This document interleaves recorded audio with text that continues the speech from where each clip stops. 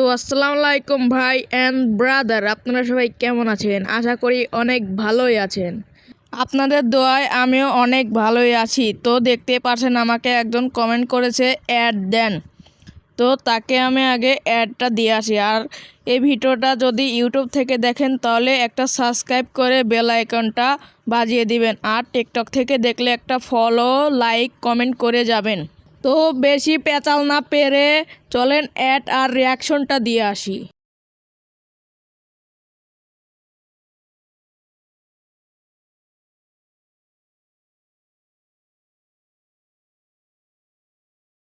সে কিন্তু ওপে একটা get up নিয়ে দাঁড়িয়ে আছে।